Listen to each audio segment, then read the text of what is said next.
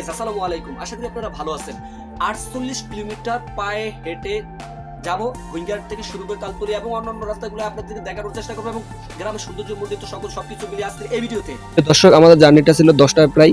তো আমি বাংলা বাজার থেকে এখন পায়ে হাঁটার শুরু স্টার্ট নাও, কারণ আমার স্টার্টটা ছিল সেই খাসিয়াট ব্রিজ থেকে। খাসিয়াট ব্রিজের আমার এক ভাইয়ের নাম ইমন ভাই, উনি আমার খুব ভালোবাসা সাপোর্ট করে। তো পাশেই একটি ক্যানেল দেখতে পাচ্ছেন, কি সুন্দর মনোরম দৃশ্যের ভিতরে একটি ক্যানেল, আর এটি হচ্ছে জয়নগর হাই স্কুল। এখান থেকে ভালো বিদ্যাপীঠ দেওয়া হয়, সেটা আপনারা জানেন। প্রিয় দর্শক, আবারও আপনাদের সামনে আসছি মোহাম্মদ আয়ান। তো আমি মূলত বাংলা বাজার থেকে আমার জার্নিটা শুরু। প্রায় 45 থেকে শুরু করে 47 কিলো পর্যন্ত হাঁটবো ইনশাল্লাহ। মানে এটা হচ্ছে আমার যেহেতু ফেসবুক এবং আমার সার্টিফিকেট অনুযায়ী 1/1/2004 সনে আমার জন্মদিন, মানে সার্টিফিকেট অনুযায়ী। অ্যাকচুয়ালি এটা আমার জন্মদিন না, তবে আমার সার্টিফিকেট আমি ফেসবুক অনুযায়ী আমার এটা উৎসর্গ করলাম।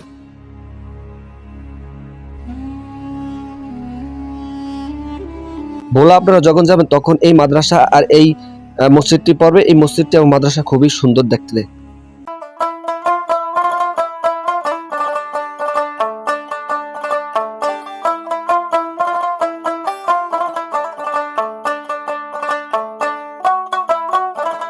আলহামদুলিল্লাহ, আমার কাঙ্ক্ষিত পথ হচ্ছে এটা হচ্ছে ঘুইঙ্গারহাট মূলত।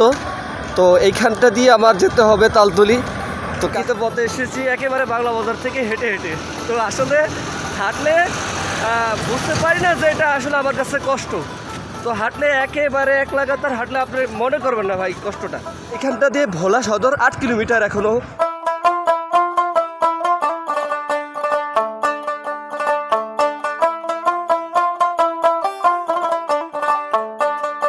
ভোলার রাস্তাগুলা কিছুটা ইউরোপের একটা ভাইব পাবেন। তো একটা সময় কিন্তু আরও সুন্দর ছিল, এখন সেই সৌন্দর্যটা একেবারে নস্বাৎ হয়ে গেছে। মানে একটা সময় কিন্তু আশপাশে পাশে যে গাছ ছিল অনেক বড় বড়, সেই গাছটি কেটে ফেলছে, তাই তেমন একটা ইউরোপের ভাইবটা পাওয়া যায় না। পায়ে হেঁটে তালতলির কাছে এসেছি এবং তালতলির মূল রাস্তা হচ্ছে এটি, এবং এই রাস্তা দিয়ে হয়েই আমি আমার গন্তব্যে ছুটে বেড়াবো।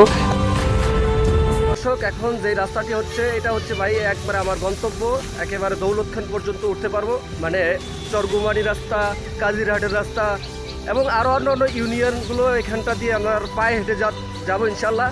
তো আপনাদেরকে যাওয়ার পথেই নিখুঁত পরিবেশগুলো দেখানোর চেষ্টা করব, প্লাস এখানটার মানুষের জীবনযাত্রাও একটুখানি দেখানোর চেষ্টা করব।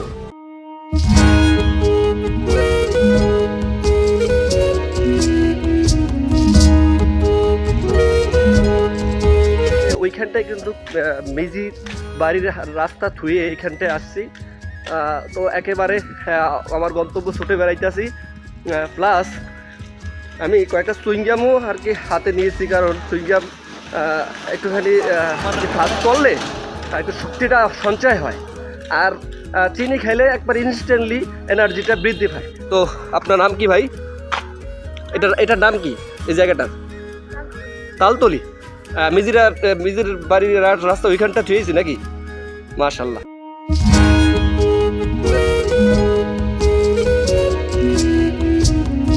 তিন রাস্তার মুখ ছিল ওই পাশে, কিন্তু ওই পাশ দিয়েও বেরির উপর দিয়েও যাওয়া যায় আর রাস্তা দিয়েও যাওয়া যায়, কিন্তু আমি ম্যাপে এই রাস্তাটি আমি মার্ক করেছি, বিদয় এই রাস্তাটি চুজ করেছি। নিখুঁত পরিবেশগুলো দেখানোর চেষ্টা করতে আসছি। সত্যি কথা বলতে এটা আমার কাছে মোস্ট এক্সপিরিয়েন্স ফর মি। মানুষের হাসি খুশি দেখতে মানে মানুষ একেবারে পুরো অ্যামেজিং হয়ে যায় যে ভাই আপনি হাইটে হাইটে যাবেন। তো এটা আসলে অন্যরকম বিষয়। এটা হচ্ছে চরগুমারি সেই ঐতিহ্যবাহী মাদ্রাসা। এইখানটায় অনেক ছোট বড় মিলে কিন্তু এখানটা মাদ্রাসা পড়াশোনা হয়, বিদ্যাপীঠ হয়। তো মূলত ভাই এই ধরনের মাদ্রাসাগুলো অবশ্যই চর্চার জন্য আপনারা অবশ্যই সহযোগিতা করবেন একান্তভাবে।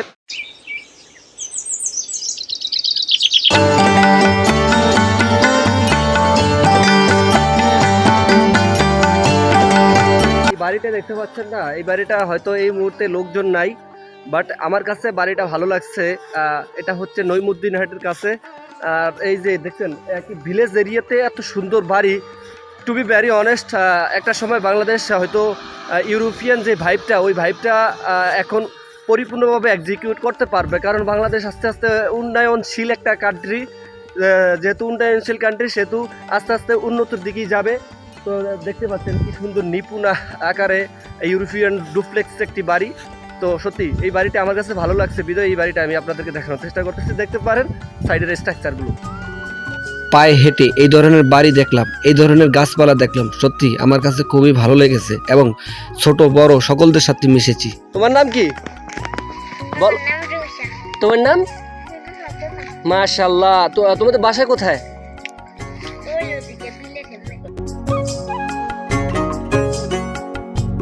মৃদু বাতাস, তারই ভিতরে একটি বিলের ভিতরে একবার নির্জন পরিবেশে একটা মানুষও নাই এই মুহূর্তে।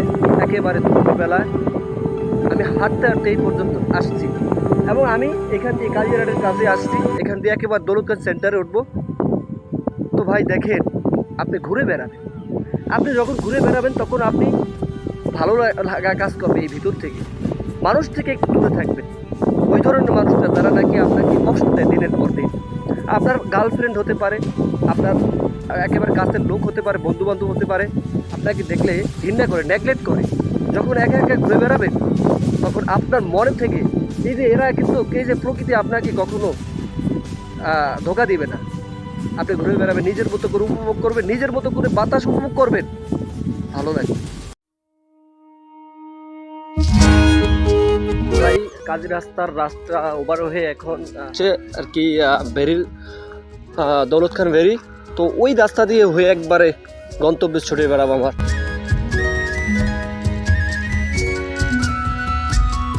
দেখেন গ্রামের এই সহজ সরল জীবনযাপন সত্যি অসাধারণ লাগে এবং আপনি যদি যখন ঘুরে বেড়াবেন তখন সহজ সরল দৃশ্য দেখতে পাবেন।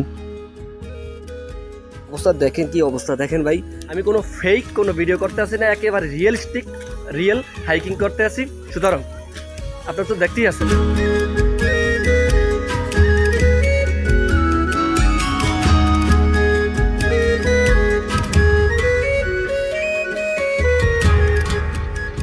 আমরা সবসময় টিভির পর্দায় এই ধরনের দৃশ্য দেখতে পাই সচরাচর। আসলে এই ধরনের দৃশ্যগুলো আমাদের থেকে বিলুপ্ত হয়ে যায়।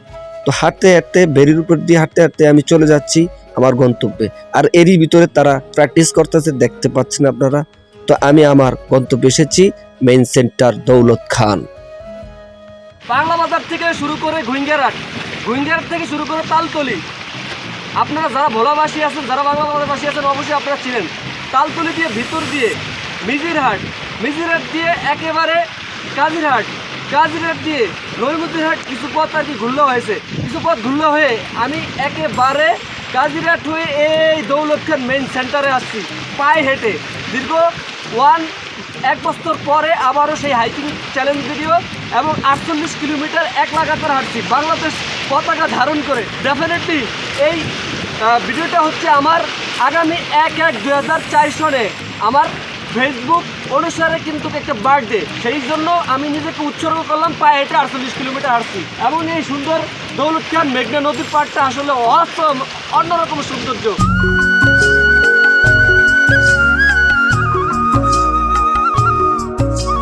শুভ নববর্ষ 2026 সালের সকলদের জন্য শুভকামনা রইল, যাতে করে ভালো কিছু দেখেন এবং ঘুরে বেড়ান। ভাই ঘুরলে কিন্তু অনেক কিছু দেখতে পাবেন, আস্তে আস্তে দেখতে পাবেন। তো ভাই কিছু পজিটিভ ধারণা আসবে, আপনার না ঘুরলে কিন্তু কখনো পজিটিভ ধারণা হবে না। সেটা এই যে মানুষের জীবনযাত্রা, মানুষে কীভাবে চলে তার এটা আপনি উপলব্ধি করতে পারবেন যখন আপনি নিখুঁতভাবে ঘুরবেন। সুতরাং আমি আপনাদেরকে আবারও বলি, সাজেস্ট করি আপনারা ঘুরে বেড়াবেন, দেখবেন ভালো লাগবে।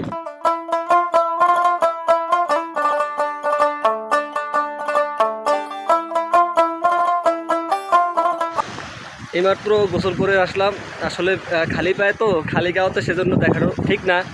তো গোসল করলাম, এখন নামাজ পড়বো, মানে জোহরের নামাজ পড়বো। দৌলত খানের একটি রাস্তা পাশেই একটি মসজিদে নামাজ পড়লাম জোহরের। তো প্রায় 3টা+ বাজে।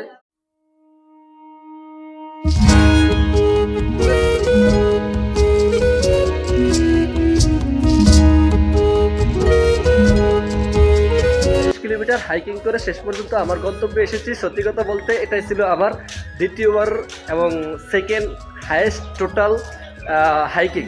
ডেফিনেটলি এই হাইকিংটা আমার ফেসবুক অনুসারে জন্মদিন উপলক্ষে এই হাইকিংটি আপনাদেরকে উপহার দিলাম। অবশ্যই শেয়ার করে দিবেন যে যার মতো করে। তো আলহামদুলিল্লাহ শেষ পর্যন্ত হাইকিং সাকসেস।